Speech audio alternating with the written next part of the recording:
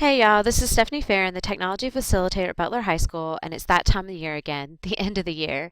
And this video is going to talk about some quick tips and tricks of how to prepare your Canvas courses for the next school year and let you work on them throughout the summer. So in this course video, we're going to quickly talk about how to create sandboxes in Canvas. Sandboxes are a place where we can manipulate our materials and work on them throughout the school year without having them be attached to PowerSchool. We also can place multiple teachers in a course and allow them to share their materials there. I'm also going to talk about how to export Canvas materials in case you decide to go to a different school district or you would just like your materials with you instead of in the cloud and on the servers. You can take any exported Canvas materials and put them in any other learning management software system. You also can set up your free Canvas account and then work on your material there as well. And then finally, how to import files from your Canvas courses into your sandboxes. So to begin this, we're going to start with creating sandboxes. So if you will log into your Canvas, I will show you how to do that. All right, in Canvas, it's very quick and easy to make Canvas courses, and you can make as many sandboxes as you like. So perhaps you want to think about you've been assigned a new course for the next year and you want to work on it. Maybe you want to divide out your material. Maybe you want to switch your various courses up, or perhaps you just want a new sandbox to clean up the old one. What you're going to want to do is on the left-hand menu, you want to click the Help button, which is the next to last one down, and if you look under Help, the last thing down says you can create a course. When you click Create a Course, it's going to pop up the Canvas Course Creator. All you'll do is you'll select you want to make a sandbox. You'll select the school that you need it to go to. So in this case, Butler High School. If you don't choose the right school, it will not appear.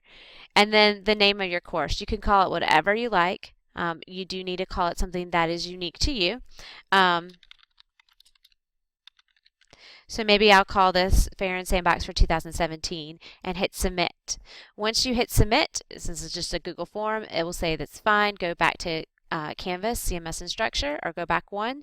When you come back to it, you'll see your new course in your dashboard. If you do not see it in your dashboard, look under Courses. So let's see if mine pops up. I called it Farron Sandbox. Not seeing it yet. Let's look under my courses. All courses, Farron Sandbox, there he is. So I just need to make sure that he is starred so he'll pop up. And again, this is a good tip for the summer. If I don't want all of these to show up, I can turn off some of the stars. So here's my brand new sandbox, which has actually a new updated version of it, of Canvas coming up. So I can simply click to add existing content or create new content. So if I click add existing content, it's going to ask me to import it.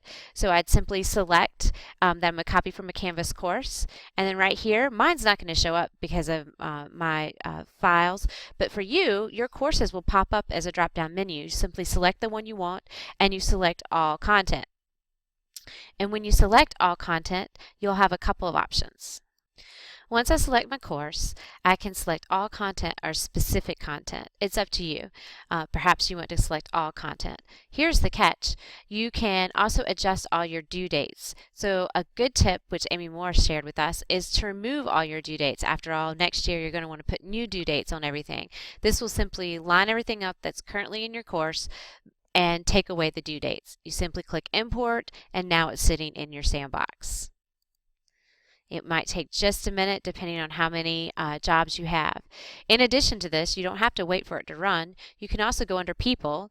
People are the people that are assigned to your course. So currently it's just me that's assigned to my course. I can add people, and if you don't have this add button, if you'll contact Miss Bucci or Miss Farron, we can add people into your sandbox. So perhaps you want to create a PLC for the summer for all your members of your group to share your tests together.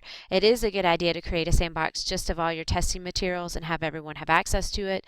That way, when we get to outcomes, you guys can work together to create a seamless test bank of all your outcomes together.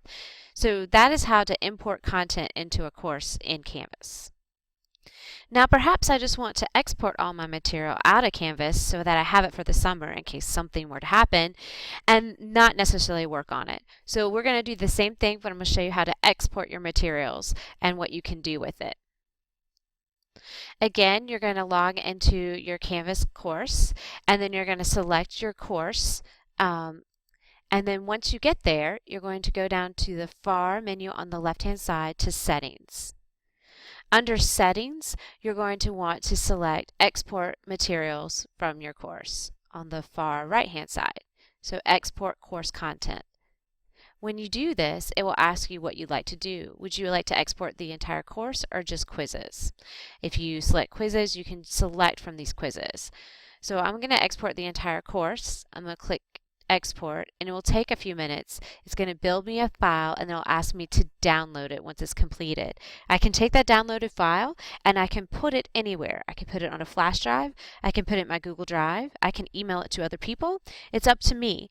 However, you will not be able to access any of the material in this exported file unless you import it back into Canvas. So that's an important thing to note. You can either create your own free Canvas course, you can take it with you to another school district, you can import it into a new sandbox in CMS, and you can share your material. But just so you know, you won't be able to open this file and see your material unless you're in Canvas. Okay, just some final thoughts on ending the year in Canvas.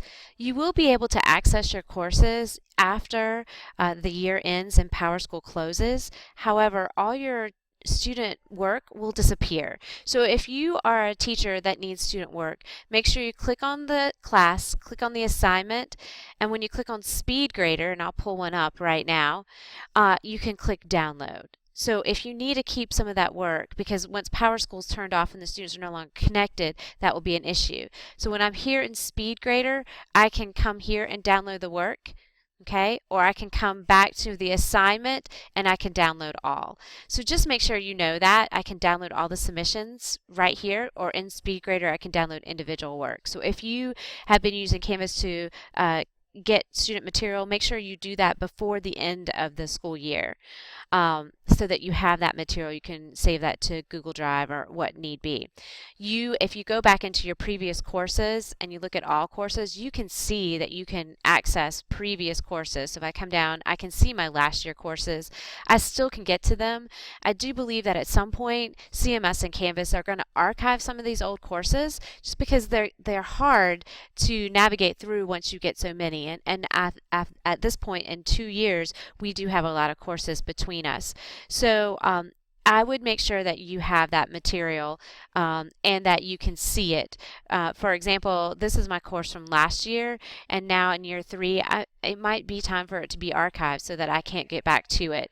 So you can work on your material from one year to the next, but you cannot make changes in the file. So if you want to, during the summer, after you have a break, and you have been refreshed, work on some of your material to get that ready for the next school year, you will not be able to save that material in a previous course. It will not save.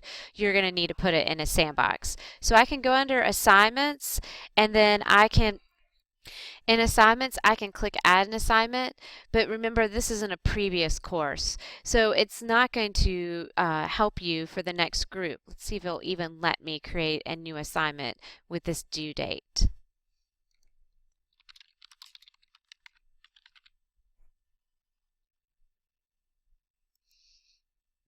So it won't let me create a new course because the course, according to Canvas and PowerSchool, has already ended.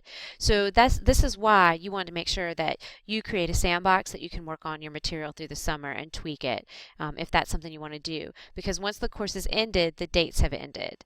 Another thing that you may prefer or choose to do is in the settings, you can close the course so that students can't go back and look at archived materials. And that's going to be in your settings under deadlines and dates. So right now, if I look at this course, and this is from a year ago, I have a start and an end date. So after this time, users can only participate in this course between the dates. They cannot access it afterwards. And so you can look at your courses to see when this is going to end, but it's generally the last day that we accept grades and materials in Power School because it is defined from Power School.